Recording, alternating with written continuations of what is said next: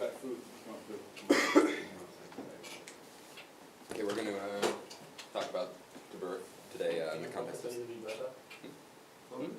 is focused. It's semi-blurry. It's not. No, it's pretty crisp. It's not perfect. It's fairly sharp. Like the protocol. Yeah, so we're going to talk about the topology-based reverse path forwarding routing protocol today in the context of wireless sensor networks.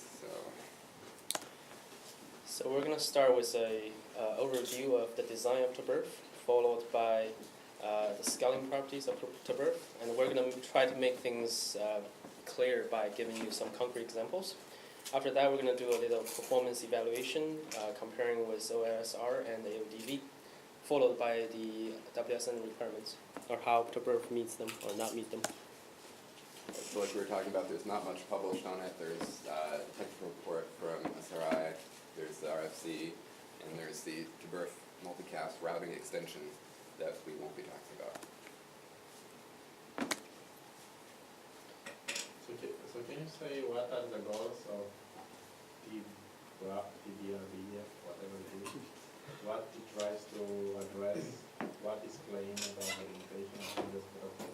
So on the high level, it is a linked state protocol. It does point-to-point routing for mobile networks. And what it tries to do better than OSR is that it wants to minimize the routing overhead by using only differential messages, differential updates. And it's different from AODV in the sense that it's more optimized because it's linked state. And So- then it's proactive. What? AODB is a reactive. Reactive. This Yeah, is proactive. It's a proactive link Correct. state protocol. Right, so one of the big design goals is the lightweight traffic, the low bandwidth utilization by the protocol by using these differential updates, but to sort of preserve good responsiveness to mobility by having frequent small updates. One thing that I also emphasize is the separation of neighbor discovery and routing, so that, for instance, you could incorporate link state neighbor discovery data into your routing decisions instead of running their neighbor discovery layer. So the first thing we're going to cover a little bit is their neighbor discovery protocol. It's not terribly complicated, but it's a nice introduction to the protocol, and it's what it uses to find its one-hot neighbors. So each node participating in TBRPF broadcasts pretty frequent hello messages according to the RFC every 5 seconds, 3 seconds, 3 seconds, and each one of these hello messages has a series of subtypes of this form. The most interesting field is probably the priority field here, because that's what each node gets to determine how willing it is to serve as a router for other packets.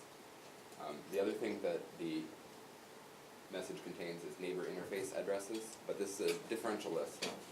So, Hey, Apples. apples. Big Ben's downstairs.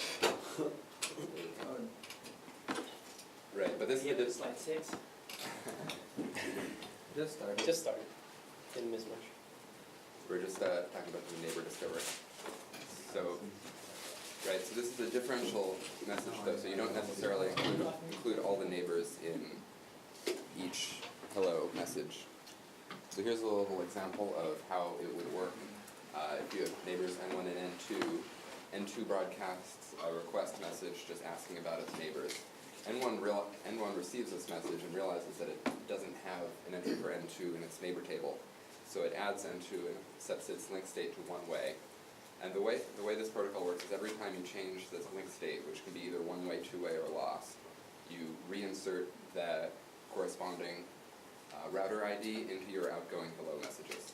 So when N1 inserts N2 and sets its status to one way, that means N2 gets written into the next couple of outgoing hello messages by N1.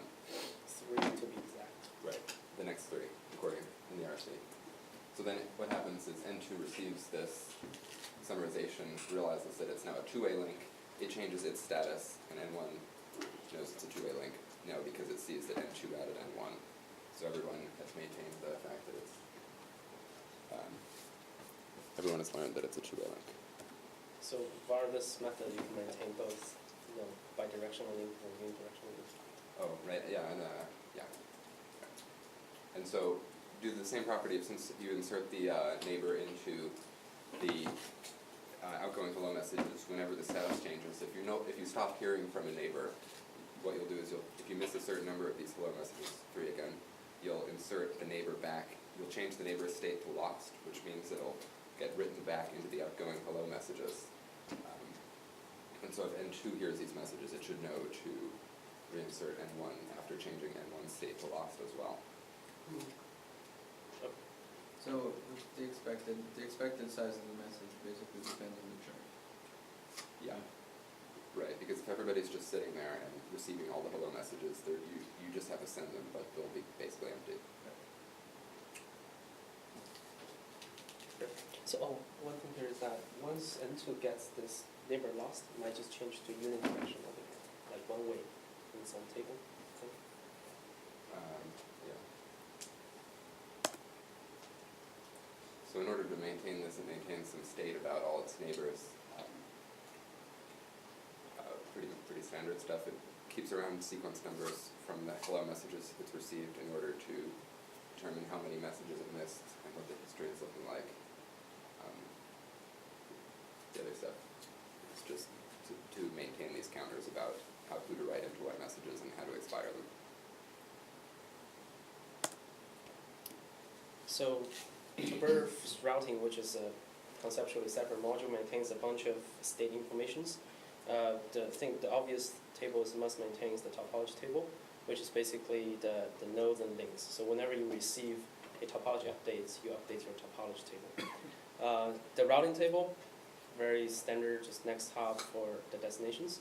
The interface table, which maps the remote interfaces to router IDs. So since TBRPF supports multiple interfaces for the router, it needs to have some sort of mapping for interface to router ID.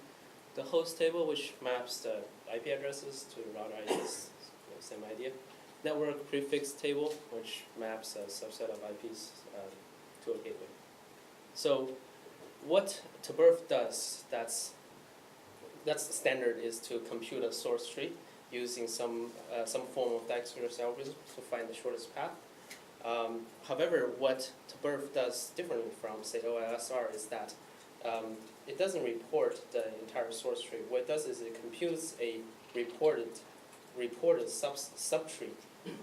We call it RT, which is a part of the source tree. This is the part that will be transmitted to the neighbors, and the reported subtree is computed using something called reported node set (RN), and we're going to explain how you compute RN in the next few examples.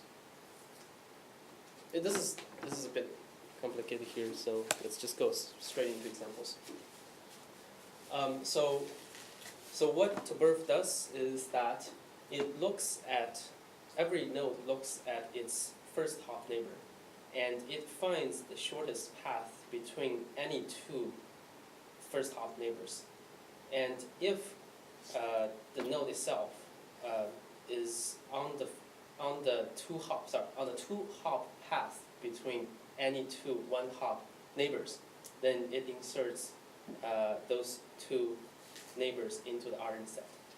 Well, technically you insert the destination, but if it's a two-way link, you insert both neighbors. So in this concrete example, suppose we're trying to generate the subtree for node A. It looks at the first hop neighbors, B, C, D, E, and looks, for example, this one going to B would go through A, so it adds C and B into the RN set. And E to D would not go through A, it could go through this or this, which means that E and D are not in the RN set. But that's only the first step. So you can imagine the RN set begins with CB.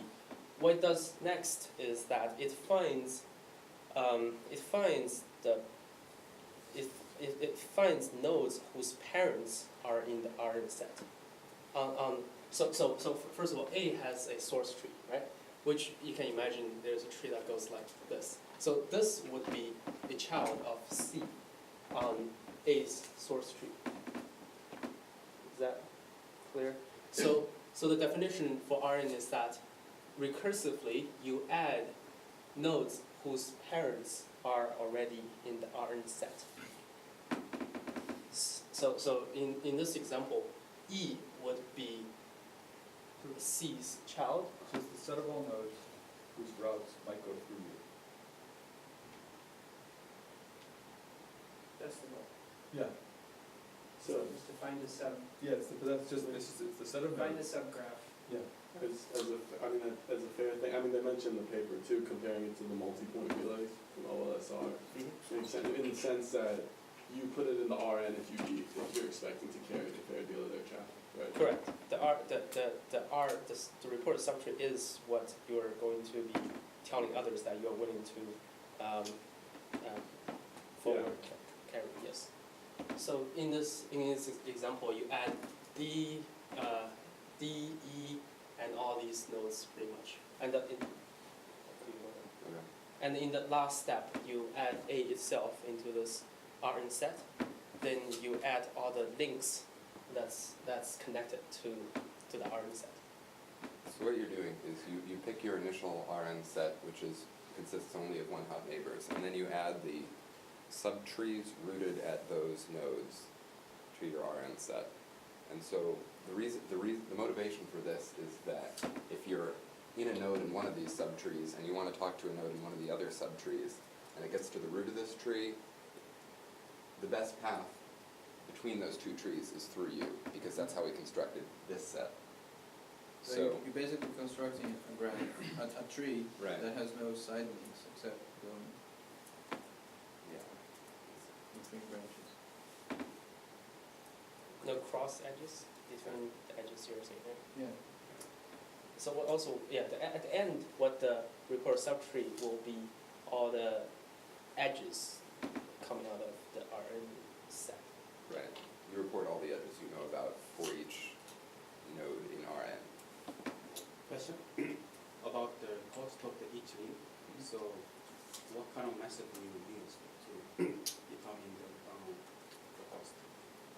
You can use some link level Link report. parallelism or Yeah, it's whatever you really, it's whatever you want. You can optionally not use it and use half count.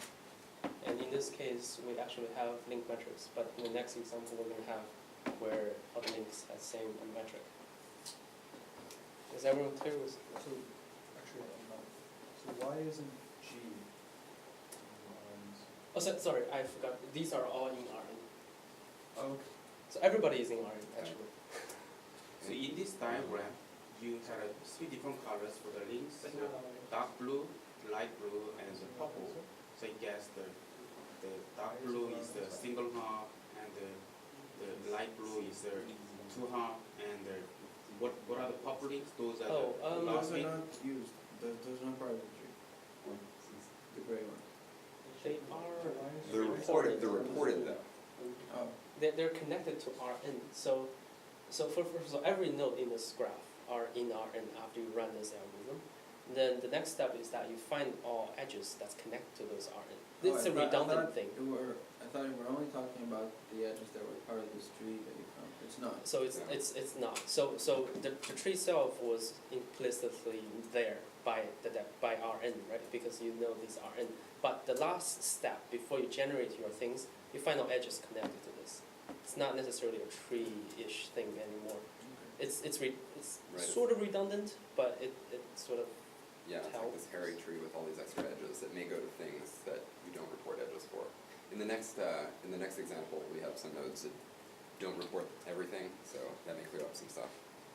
Some questions.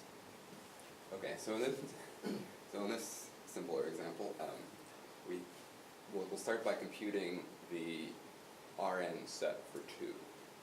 Okay, and in this example, all the links are bidirectional and of equal weight. So for 2, you look at nodes that might route. You look at all its neighbors and try to figure out which ones would go through 2. And so, for instance, 6-1 would just go from 6-1. 6 to 10 would actually route through 1 due to the tie breaking in this algorithm, because 1 is less than 2. And this is where we could throw in also that either the router ID is less, or the priority field that we're broadcasting in the hello message is less. So this is how the nodes can influence how likely they are to route traffic for this path. but the metric is what counts first. So since they're both 2 hops, then you might look at the priority. However, the path from 7 to 10, you can see, would route through 2. So we add 7 and 10 to the Rn set.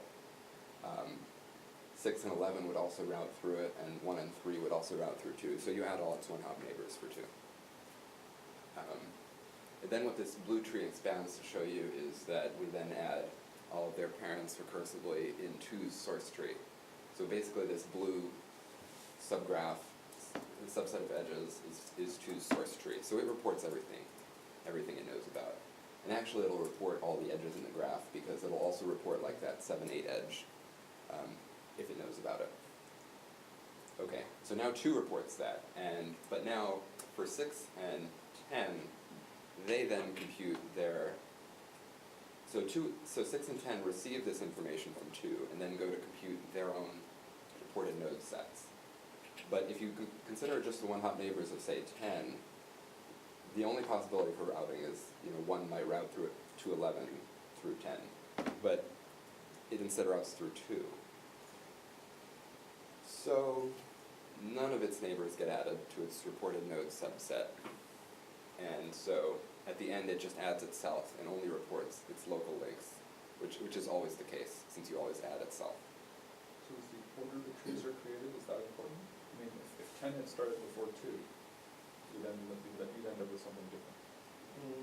No, so 10 had started before 2, and it knew about those other links, it would still know that 1 would route through 2 to 11, so it would still report the same tree. It only makes a difference in terms of the guy didn't get information because the guy didn't start. If you do have the complete topology graph. Right, so there will be a few rounds while the topology information propagates across the network. So any questions about this example? Question. So it looks like the subfield 2 covers all the nodes in the entire network. Right. So did you include the subtree for the 6 and 10 because they are one examples other than node 2, or is there any reason we can add more subtrees? So I think so. Right? So you can add a subtree for 14 or some other nodes. So you Right. just show the example for 2 nodes other than 2, right? Right. Yeah, all the nodes in the network are computing their own subtrees. And they can actually report more information than, this is the minimum they're allowed to report. But they could report, there's actually a protocol option where everybody just reports the whole tree they know about every time, which won't give you any of the benefits of, see what we're really trying to show here is sort of the fact that although 2 has to report the whole tree, 6 and 10 don't, so they're hoping to get a savings in network utilization there. And there's proof to say that it's correct in the sense that you can always route from anywhere to anywhere, even though you're only reporting this subtree. So at least for your example, the only nodes that have a small Rn are ones on the periphery.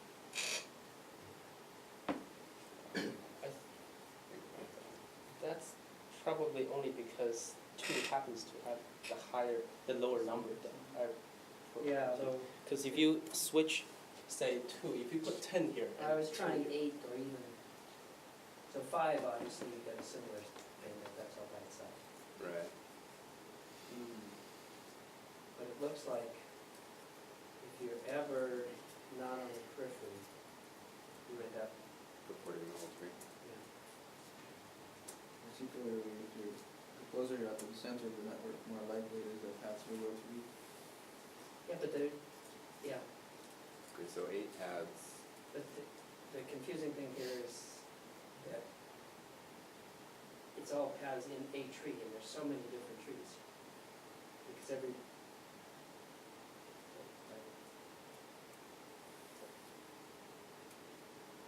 so 3 adds quite a few nodes to its reported node set. It adds 8 and 12. because you get this 6, behavior where 2 and 4. the fringe of Rn, Yeah. that wavefront either stops very soon or it goes to cover the whole tree. Because that rule parent of is so powerful.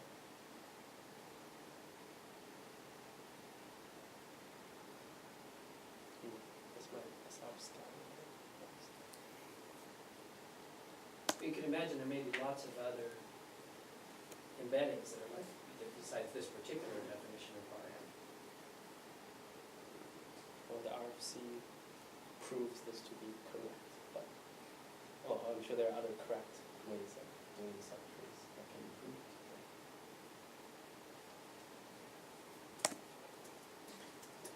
So, what happens when you receive topology update messages is, it updates its topology graph, that's the simple part. And also, it has a bunch of timers. For example, it has, it does a complete subtree message every 5 minutes and a differential topology update every 1 second. So what happens whenever this time fires is that it runs a Dijkstra's algorithm. It generates the reported subtree.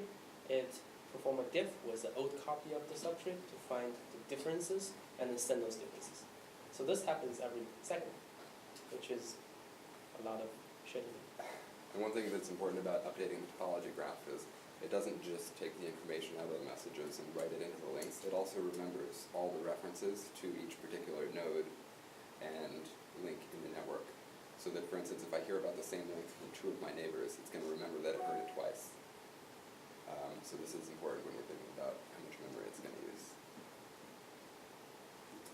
More than if it didn't.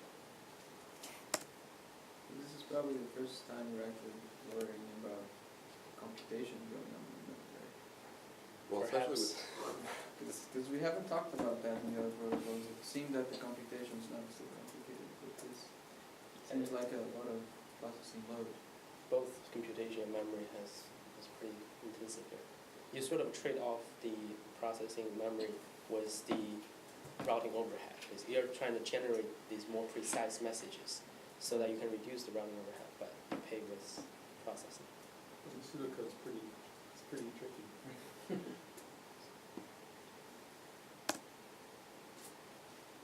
Okay, so this is just the format of the topology messages it sends out. It's actually a sub-message, the short form for when it only is reporting up to 255 links per 256 links, 255. But anyway, so for each link it knows about, it sends out the link. It sends out the router ID and the router IDs of all the links, plus the metrics, and it generates one of these per node in Rn. And that's what composes a topology update. And there are also different types of these because of the differential ones. You can send out messages to add extra edges to the existing tree or remove edges from the existing tree. Oh, and one thing we didn't mention either is just to make the computation of the source tree a little more complicated. It also explicitly penalizes 2 things. One is changing the tree because it doesn't want to have to send more of these messages. And one is using links that aren't reported by the parent of the link, I think. If you have edges that's reported by one but not by the other, Right. it penalizes Yeah. one. Yeah, penalizes one. It's trying to penalize using sort of All the current information you information. get. right. Uses the information you don't get to penalize the information you get. Right. But anyway, the header isn't that big, so we're really trying to cut this down. But once you have all this machinery, they put this flooding mechanism on top that uses the reported node set to do efficient, what they claim efficient, dissemination across the network. And That's put flooding purposes and dissemination in that. Oh, we forgot to choose that.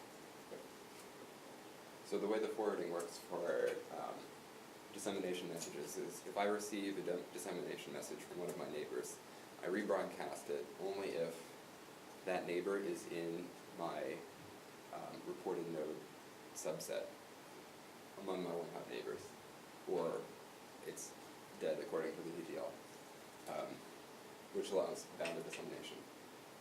But the reason this works is the same reason that it works for routing, and that if you're in my reported set, I'm a good connection between 2 of my neighbors, and so I'll forward it on to him too. And this is actually pretty similar to the multi-point relay strategy that we talked about earlier. And so I think they don't actually evaluate this at all. It's just sort of in the RFC. But But I guess we would hope to see the same sort of benefit from this suppression. So we will have a comparison to an monochrome relay later on to show how monochrome relays, this is sort of a better mechanism.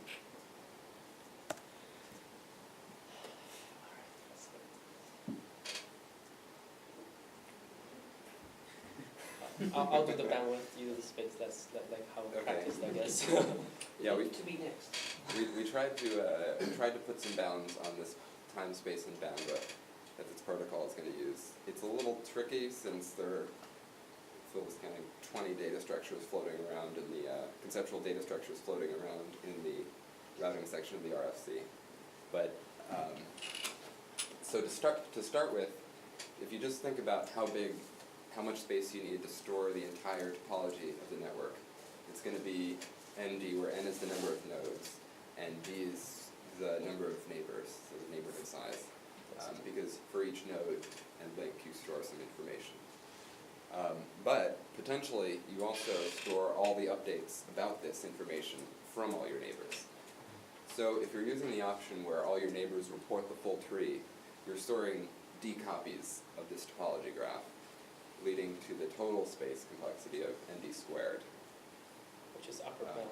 which we hope is an upper bound. Although it's not, right? If it's an explicit option to report the entire tree, and if you do that, you're going to keep this around according to the RFC, in which case you'll actually get this. In the example we showed, for instance, on 2, we're thinking that within the neighborhood, you're only sort of going to end up with one copy of the global routing, of the global topology state. Using one node. For one node, Yeah. right, inside of one node. It'll receive different pieces of it from different ones of its neighbor, but it seems like if this works out right, you'll sort of end up with around ND, although, yeah. Yeah. So if our so what we're trying to think is that even though you receive different subtrees, report subtrees from all your neighbors, the combination, the total topology should have not too much overlap between all those reported subtrees, except the 2 hop neighbors. You get 2 hop neighborhood, definitely get full 2 hop neighborhood. Then you should have, duplicated, the 2 hop neighborhood duplicated. But everything else, if it's large, should be not too much overlap, which should be ND. If it's fairly optimized, in the sense, Yeah, if your data structures are pretty good. yeah, and if you're not moving too much. If you're moving a lot, then you'll get subtrees that overlap a lot. And this is important. This is also annoying for a couple of reasons, since you're also running timers to expire a lot of this data. So you're going to be spending a lot of time maintaining all these copies. So yeah, it's not great. And the time is also pretty high, because you're running Dijkstra very frequently, which is n log n if you use a good heap. You're also computing these diffs, then updating your routing table. There's a lot of constant factors in there to do all this stuff. And for the total transmitted, the routing bandwidth, if what we're thinking for the space is accurate and if we follow that thinking, then for each neighborhood you should have complete information of the topology. What the transmitted data is the union of all the reported subtrees of the of this neighborhood. So we're saying that the total traffic should be the entire topology times number of neighborhoods, which will be ND times N over D, which is N squared. So the runtime, if you have low churn and you're getting these diffs, it seems like you should be able to run an incremental version of Dijkstra that doesn't have n log n complexity.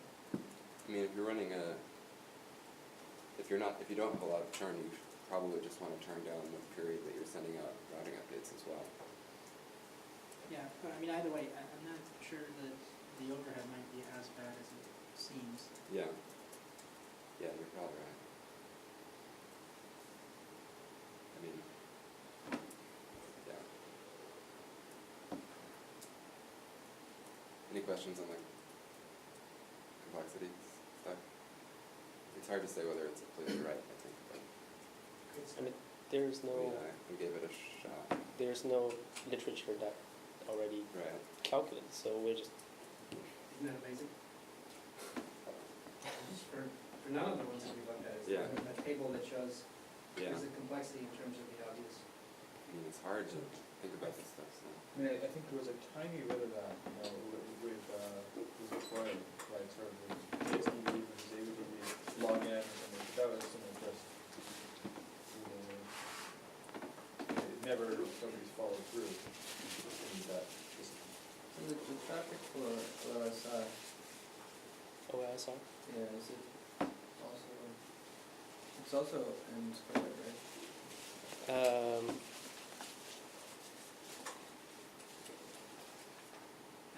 It should be ND. N2, right? Because if every neighbor in your neighborhood report the entire topology, then for every neighborhood you get n times d, and you time that by number of neighborhoods. Oh, so that would be, sorry, you get n times d, so it would be n squared d. Yeah, there's a but what's the size of these messages? Aren't they, Depends on your doing differential topology. Well, no, so the idea what we're trying to say here is that even if you're doing the full tree, if you report only the full minimal reported tree, so that's actually what the full option does. No, that's not right. If you do just a reported tree like we did in the second example, then we're saying that the total information going over the air is just one copy of you get rid the of global the d topology, factor. so you get rid of the d factor by doing that. So if a link changes that has no paths going over it, that doesn't get disseminated. From here, it's only changes. So the link states, not all link states, it's the Link states are in nobody's RA. Yeah. So links that are in nobody's RN don't get disseminated, so the nice thing here is, right, you're only disseminating links that are Correct. actually used. Correct, yes.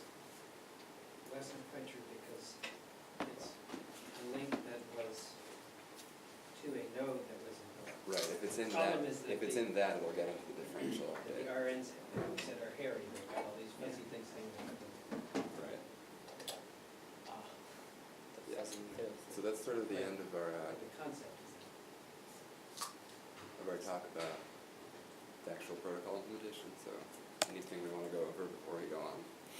I know the RFC was not easy to read. So I think there's three really neat tidbits in this. One was the form of the proof. It's actually kind of an interesting one to, what does it mean to prove correctness? I mean, that's a big word, what the heck does that mean? And it's actually pretty interesting the way it's phrased as, it's really proving a very small thing. If eventually the topology stops changing, it will converge. It doesn't say anything how quickly or how costly, it just says it's not completely broken. But the act of trying to prove something kind of forces you to come to terms with what can you say. And I think that's an interesting one, given all of the different protocols that we've developed and actually made to work, more or less in some setting, and yet haven't gone through that formalization. And it's pretty interesting, what all can we say about it? Second one for me was the kind of terminology of believed to be good. Believed to be, that in the formulation of the protocols, there was an explicit notion of the information you have may be false. It's the best you've got. And that also seemed to be a really important building block, given that you have limited state, you have limited bandwidth, and in all of these, there's sort of, because in every place else, there's so often the view that your perception of the topology is the topology, where you know that there's this time lag, and that seemed like that was a useful innovation. And the third being related to differential updates, RN, the notion, even though it's proactive, there's still a notion that the potential traffic flows, you only need to distribute what's relevant. So if you can figure out how to filter it at the source, even for that's a powerful tool. thought it'd be interesting after comparison, maybe come back and say, if we take something like the family of collection protocols, how many of the mechanisms are actually very closely related to the ones here? So that's in some sense the case where you only have one tree to go. Right? So that we might bat that around a little bit afterwards. I think it's interesting that, I mean, this is saying, it's SRI, right, so Chancellor, they built it for this DARPA project, et cetera. And same with OLSR, right, those are both link state protocols. And Sure. OLSR is one which actually there's code for, that people use, right? Yeah. And then you look at the distant vector protocols, and they're the ones that are in sort of more amorphous states. Except for things like RIP. Well, I mean, in terms of mobile ad hoc wireless Yeah, networks, right? Of course, yeah. But I think that's just kind of interesting. Well, you can see also just the difficulty in trying to prove anything. You can see why everybody threw up their arms and said, oh, let's just run some simulator over it and see if that tells us. So with respect to robustness, your second point, in the face of incomplete or wrong information, fundamentally the link state protocol are more robust because they provide some level of proper communication. They're more robust than the distant protocol. In that, And the reason they are and what they pay for that is extra overhead in terms of communication. yeah, that's an interesting one because in some sense the summary can be, if all you're concluding is one step, you actually, the basis for that decision can be flawed in various ways and yet still have it be the right choice. Yeah, So it's an interesting one that link state tries to maintain so much more information, and it may believe it. that's true, but again, in the And pure if all you're doing is maintaining the gradient. but again, in the pure link state, the fact that you get information from all nodes, this means that you can have multiple views you can compare. Right, and I think that may be the shift in thinking is that information itself is expensive and faulty. And so the link state protocols that start with this statement that the link state table you're starting from is correct. Yeah, but again, this is a fundamental trade-off because if you get some data, one way in order to conclude whether the data is faulty or not is to have some other data you can compare with. Sure. And you can make more kind of intelligent decision about it.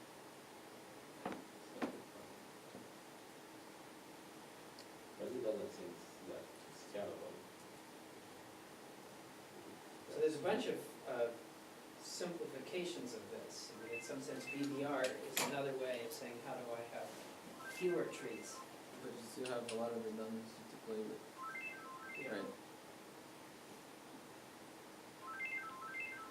All of these link state protocols are trying to find some minimum, covering set, right, over the set of nodes to be able to route over, and that seems to be the main difference, and then just have You're talking about OSR versus this one, yeah, and not the full right. link state. It's funny, in the evaluation, I think you will see how Berkeley is trying to eliminate the shortcomings of OSR, the routing duplications, message overhead, and still maintaining a more optimal path than AODB. I think you will see from the evaluation section. Yeah, that's. Well, I mean, so if you take the assumption of topologies and change it, why wouldn't AODB? AODB in principle is maintaining the option. Yeah. But I think what Jan was saying is right. It's just the issue is that you get this redundancy. So if you're using, say, like BVR, right? So if you're using BVR, I have multiple trees. Well, let's say some information in one of the trees is faulty, like a link died, etc. Well, it might be that that information is faulty. It's used in other trees. And there's no way to actually realize that, right? That there's a single faulty piece of information which is now propagated to multiple distance vectors. I As see. opposed to So if the links stay, so right, ultimately what you care you about are have- the links, right? And you so- have multiple faulty information is better than one faulty information that's being used by the vector. So And the fact that that faulty information is propagated and tainted all the distance vectors is hidden from you. Oh wait, what's to say that the link state information wouldn't get tainted? because you have Because other you know a link failed, check. because ultimately what you're caring about is the link, right? So if you know a link failed, you can say, it's that link that has failed in the forgotten, and maybe these 4 trees which are all using it, right, which needs to be different. Whereas with distance vector, you're propagating a decision based on that link having failed and not the information that the link failed. Yeah, so for instance, that's like, for example, that one node claiming that it has links it has links to every other neighbor, but its neighbors claim Don't that agree. some of the neighbors claim that they don't see this node, right? So basically, if you have all this information, you can assume that links, assuming truthful information, but even that are asymmetric or whatever. In this case, So I mean, all the this- links you're talking about are already, you've already pruned that, but still. So, So maybe useful to talk about fault models then, right? It's being stuck at or, all these different models of faults. So in what cases, sort of single random errors versus attacks. So we had- or something. Well, I mean, we have some fault data, right, for CCP. We have a lot of traces. Well, but just in the sense of what are here's this problem which feature X removes, let's quantify how big a problem that is. Right? Duplicates. Cool. Yeah.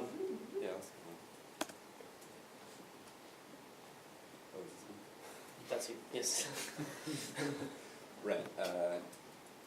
So there are a couple of, I mean, this is basically what we've been talking about in terms of differential updates being a big part of this protocol. In the neighbor protocol, they use it. I think this to probably good effect because if you're sending these beacons more often, then you're able to notice more quickly when one of your neighbors drops off, as opposed to OSP off, where it includes all the neighbors. And it's also nice that you could use the link layer to provide this information if it does that. You could just get rid of the whole neighbor discovery module and use that information. So with routing, the biggest difference is that first of all, it uses report subtree and also supports differential topology update. So link failures are going to trigger a topology change, and it will be updated. It will be reported immediately to your neighbors in small messages. It provides fast recovery compared to OSR. OSR, however, has triggered topology messages, but it's a full message, so it's larger traffic overhead. TBRPF also allows the use of link metrics. And TBRPF allows the sending of additional information if bandwidth permits. I guess we should change this to dissemination. So one thing we mentioned before is that TBRPF supports dissemination, but OSR uses multipoint relays. But multipoint relays can result in delayed recovery, as in this example. If the link between I and J failed, I cannot take the link J prime until I learns that J prime is a MPR for K, which takes some time.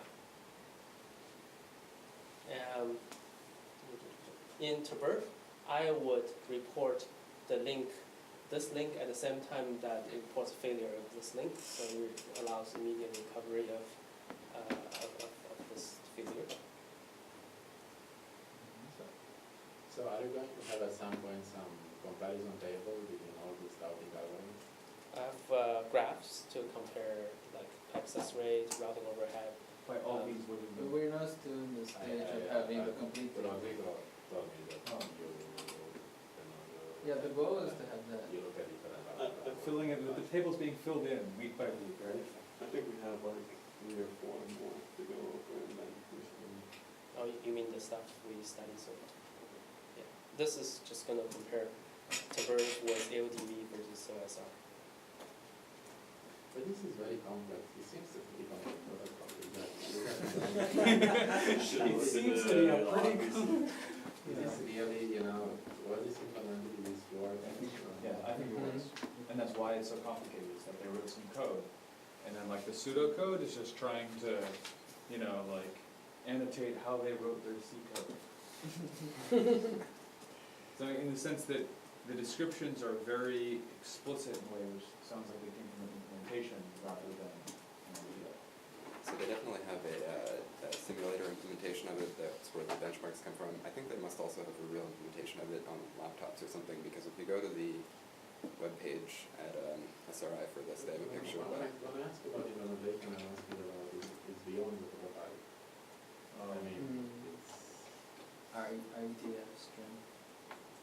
When you import the packets from the router, Experimental, right? not standard struct. Right.